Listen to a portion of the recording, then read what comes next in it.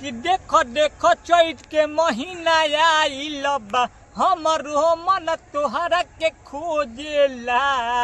खोजेला। हाँ देखो देखो चैत के महीना आइल बा हमरो मन तोहरा के खोजेला खोजेला। कि गेहूं काटे चलो भौजी तू खेत में कि जाना रख देले बानी बोझा बांधे के कि गेहूं कती है तू चल के भौजी खेत में कि जाना रख देले बानी बोझा बांधे के हाँ हाँ गता नहीं हम हूँ बनवले बानी तोहरा के राजा हम बोलवले बानी। हाँ सुना ना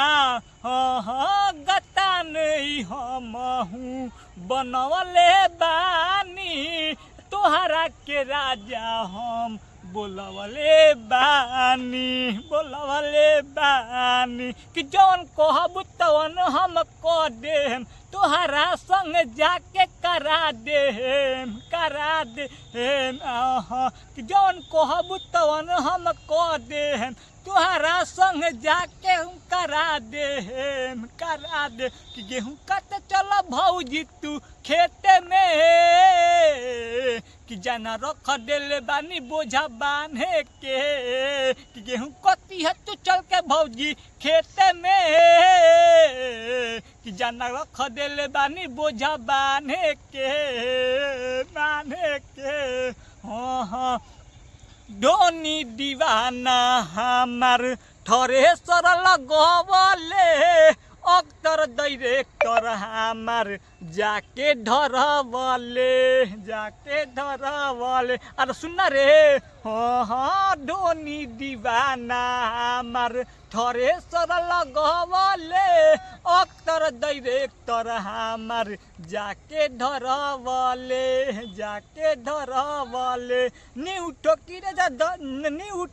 रे दौड़ी करवले बा मन हमरो देख पगलवले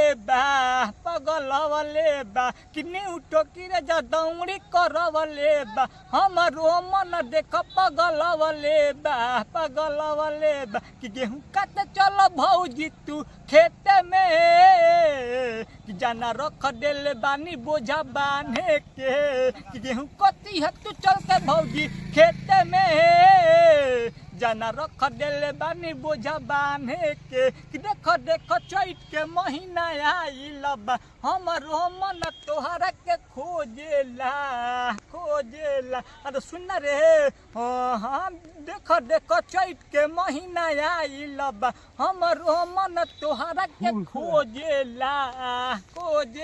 कि गेहूं काटे चलो भौजी तू खेत में कि जाना रख देले बानी बोझा बांधे के